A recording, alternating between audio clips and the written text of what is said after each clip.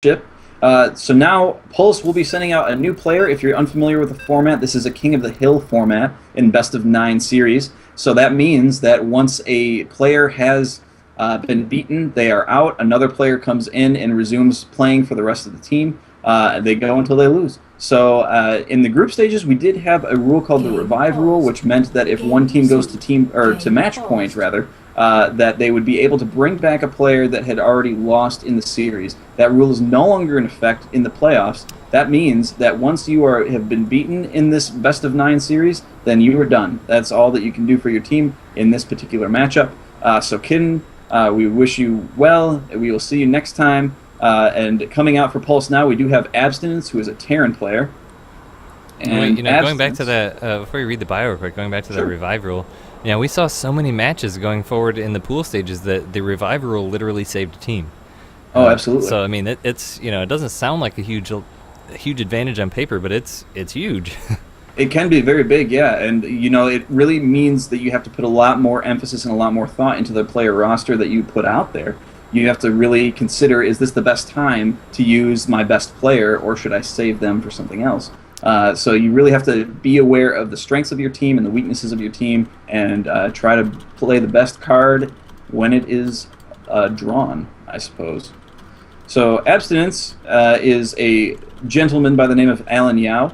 He started StarCraft 2 in early 2012, which was his senior year of high school. He then went to UC Berkeley and joined the CSL team and participated in their victory in CSL Season 6. And when HOTS came out, he made Grandmasters, and that's when he joined Pulse Esports. He's attended MLG Anaheim, but was knocked out by IST BZ and Root Succeed. So definitely a formidable player, one who has definitely had some tournament showings and none to sniff at or scoff at, or absolutely whatever that verb is there. So we will see what he's going to do. He is a Terran player, so this will be a Terran versus Zerg match that we are going into. And it looks like you're posting some things into chat. Did you want to talk about that? Yeah, just Das Keyboard is the sponsor for SC2CTL, so we want to send a big thanks to them. Last couple weeks, couple broadcasts, we've been asking people to take our sample tweet here and add on your own special message at the end, and just let Das Keyboard know that you appreciate them sponsoring leagues like this. It's a big step for them, and given that this is the first season, to put up such a great prize, and not only just the winning prizes, but also they've been giving away a lot of swag and stuff like that. So, send a message out to them and tag all of us, tag SC2CTL, and let them know you appreciate it. And that, I'm sure, means a lot to them and will affect sponsorship going forward too. So, we really want to thank them. Also, take a second to follow at SC2CTL on Twitter, and at WingnutSC, and at Galligation, and let us know what you think of the broadcast tonight. Yep, and by following those particular Twitters, you will figure out all the times that we are broadcasting. You will know when we go live, and when video on demand is up, and all that good stuff. So you will never miss out on the SC2CTL action by subscribing to those Twitter feeds. Nope. And with that, let's jump right on into game number 2. Game resumed.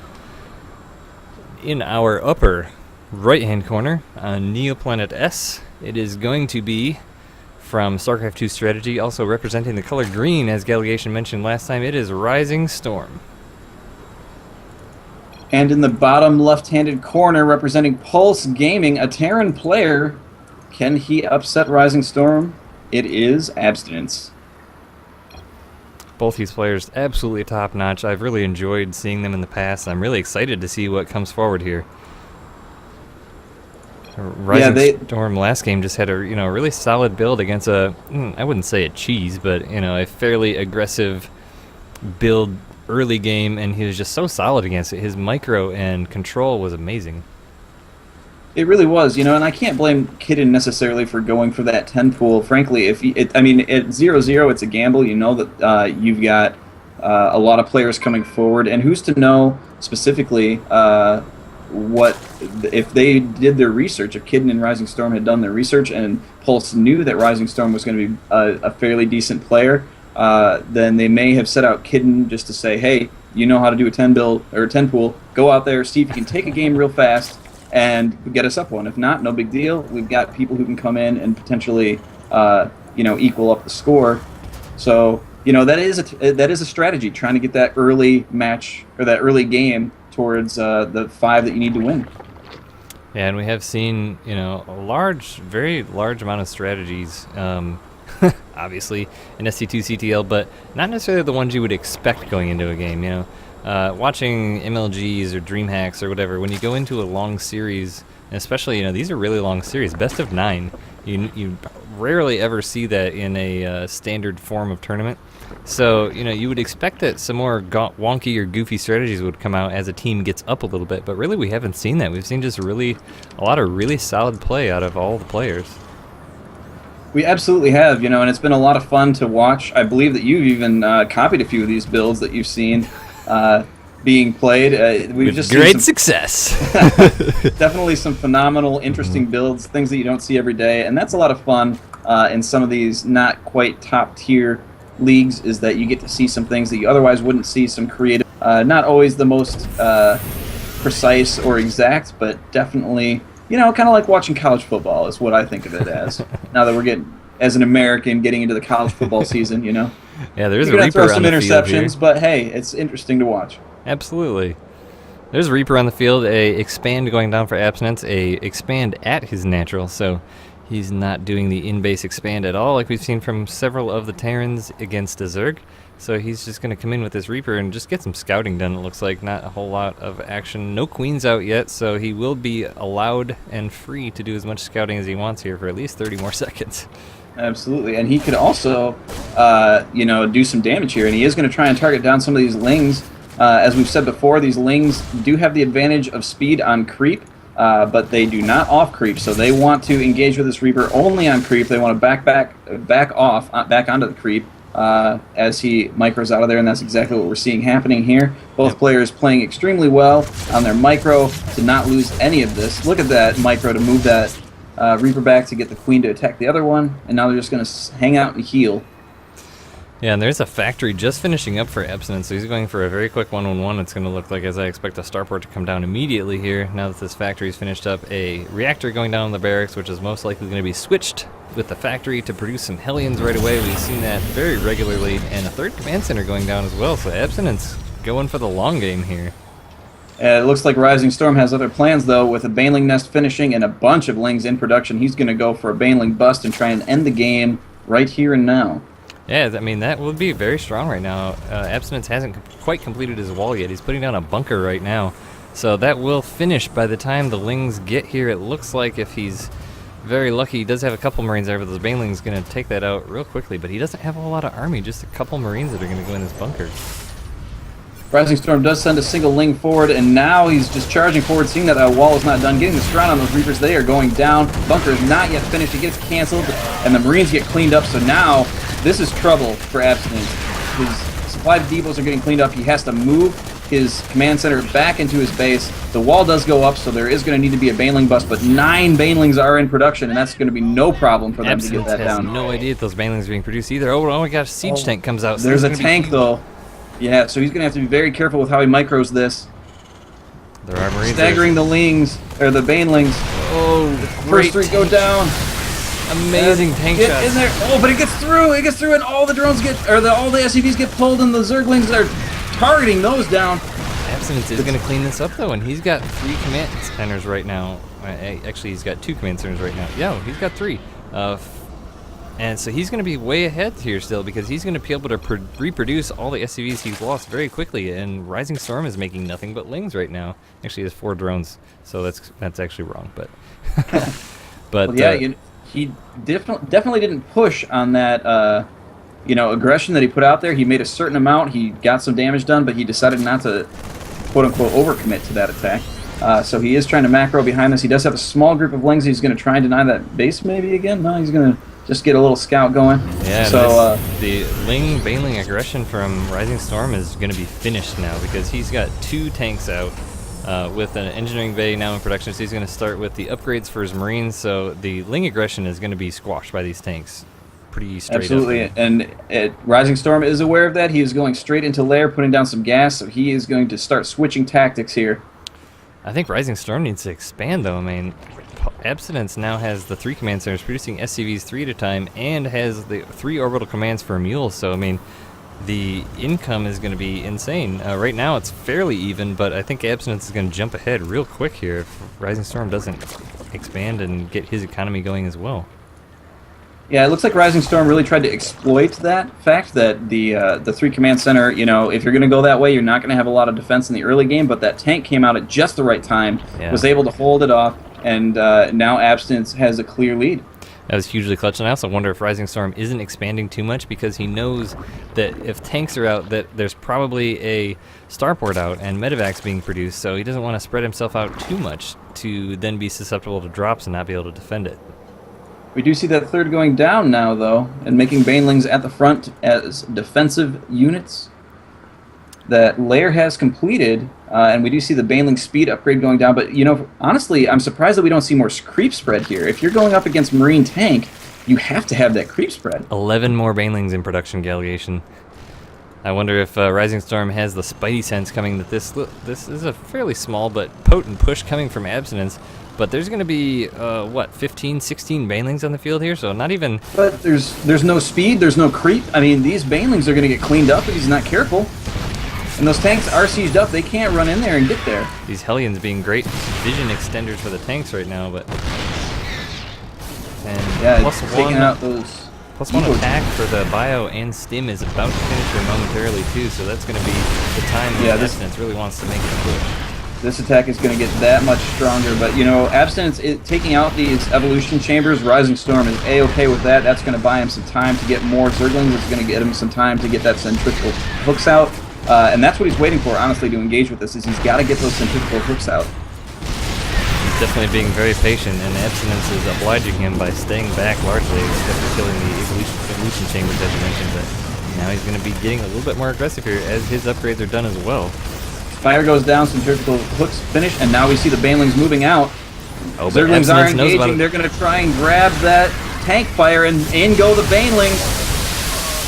Oh! Not able to take out that second tank. And he really needed that second tank to go down, losing so many Zerglings here, but he does clean it up. And now is chasing the remainder back home. That medevac is going to pick up that Hellion and head back. The Lings are just going to run right on through, but they're going to run headlong into a bunch of Hellions and Bio here, so they're not going to get anything done, but want to make sure and try and put on a little bit of aggression and see what's going on. He does have a Ling here at the base that would be the third for Abstinence, and he's going to see this command center come in here, so he knows the position of Abstinence's expansions. He does have his, Rising Storm does have his third up, but he hasn't started to utilize it yet, now just making a queen out of that hatchery. Well, you know, that finished right around the same time as that aggression was popping in, so he hasn't really had the time or, frankly, the free attention or minerals to focus on economy. Right as the Spire's finishing, 10 drones in production and an infestation pit, so he's not going for mutas right away. He does have almost 800 gas banked up, so, oh, okay, there's 3 mutas in production, so I was wondering what his choice would be with all that gas, but there is a Biomine Hellion force coming out to press the issue with Rising Storm once again. You know, I'm not sure why Rising Storm is putting this infestation put in the location that he is after he lost both his evolution chambers to that exact same location. But now we see Hellions to get this round on the Hellions, and they're going to be able to clean these up easily. More Banelings in production. Those medevacs do see them. Abstinence going to head back, realizing that those Hellions were clutch to his push, and without those, he's not going to be very potent with just the Bio and 2 mines here. So he's going to wander his way through the center and scope around a little bit to see before he actually makes a move in here. The Rising Storm seeing with those Mutalisks what's coming around the bend. He's gathering his forces. He's going to try and engage on the best footing that he can. Mines are going in. They're going to hit all those Banelings. Ooh, 4 Banelings drop, but almost kill a mine, and they're popping, but great not mine quite. hit, though. I mean, that prevented all the damage from those, but now Abstinence able to take out a Overlord there that was spotting for him as well as Zergling. So now Rising Storm's map control has been reduced to nothing. It really has, and he's having a hard time engaging with this army because he just doesn't have the creep spread. He can't get the speed advantage on the army. Yeah, 2-2 now in production for Abstinence, so once he gets these Marines and Marauders to 3-3, that's going to be when the hurt comes for Rising Storm. But if Rising Storm continues to increase the Mutalisk count to where he can start moving out to aggress Abstinence, that could turn the tide a little bit. But Abstinence moving in here again for another big push with, what is that, 6 mines? Yeah, he does have quite the force. He's attacking from both sides here. He's got army on either side of the circle. And Rising Storm is really only positioned for the front army, which suits Abstinence just fine as the second half of his army is coming around the back end. He's going to march right back in. Trying to bait Rising Storm in there to get some mine hits, but all the Marines are going to get cleaned up here by the surround by the Zerglings and the Mutalisks doing the damage from the skies. But he still does have quite the aggressive position here with all these mines, and he's going to be reinforcing from the back too. Abstinence loading up a drop. He's going to be heading straight into that third base. And there is nothing there to defend. No.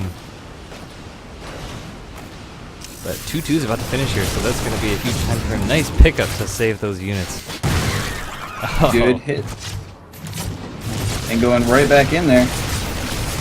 And Rising Storm's got to be feeling really uncomfortable now. He's getting hit on pretty much all sides. Look at the number of medevacs that are healing those 3 units there, keeping them alive. These Mutalisks being very careful in the center here to not trigger any mines, killing off 1 or 2 Marines, but oh, they're getting so close. Yeah, they're trying to pick off whatever mines that they can without getting killed themselves with that Overseer right there. There's a small force moving into the 4th base of Rising Storm, knowing that his army is well busy. Oh, but 2 mines burrow. They're going to get hits on the Mutalisks. Oh, yes, 1 big hit takes the Mutas down by about a third. He's gonna have to get those Mutas out of there if he wants to keep them. They do have passive regeneration, but he has to be out of combat to trigger that. So the Zerglings are moving in to try and do some of that damage. Absint's not going to be able to save the Marines in that medevac, but he is going to get maybe 1 Mutalisk kill here as he unloads a couple of them. But Absint's making an issue again at this force up in the middle here to the 3rd of Rising Storm, moving in with all the medevacs and bio, pushing this base, taking out all the Lings that are coming in so far. And again, Rising Storm has to be in really uncomfortable position here. This is all just aggression on his end of the map. Abstinence able to do pretty much whatever he wants. He landed a orbital command kind of just right in the center of the map, just doing, again, whatever he feels like doing, knowing that he has complete map control, that Rising Storm is locked down. Huge mine hit there on those Mutalisks. Rising Storm is putting down his 4th base again, as his 3rd is under huge duress, but I mean, really, Absence has not been able to break into the bases yet, but he has been putting some very inefficient trades onto Rising Storm, I think. If we look at units lost, I mean, Rising Storm has lost double the resources of Abstinence. Now again, Abstinence moving with a huge group into the 4th base of Rising Storm, does get that cancel off, and sees that there's nothing outside the natural, is going to move on forward and get the same, basically the same positioning that he has on the other side, or had on the other side rather, on the right side now. You know, we do see coming in for Rising Storm +3/+3 for the melee units as well as Adrenal Glands, so if he can get that up and swell a massive number of Zerglings and Banelings, that could be a huge force for Rising Storm, but he's going to have to deal with this force out here as Banelings come in and take out that building and move into the bio, but there's a good spread by Abstinence, taking minimal damage. Oh yeah, and now these Marines stem forward to clean up what's left, killing all those Lings. He's going to be able to move in now. 2 Ultralisks are in production, but that is GG. GG indeed. Man, so far we've just seen such intense aggressive games out of these players. They've been fantastic. Oh yeah, I mean, Rising Storm opening with the aggression, the Baneling bust, trying to get into the mineral line, do as much economic damage as he could to get that that advantage in the economy, and then Abstinence having an amazing defend and turning it right around with Marine Factory aggression and really locked down Rising Storm. He wasn't able to expand. He really lost so many units just trying to break the siege that was put upon him. And so Abstinence, with great control and great tactics, is able to take game number 2. That puts Pulse Esports versus StarCraft 2 Gaming StarCraft 2 Strategy, at 1-1 in terms of games taken. So Rising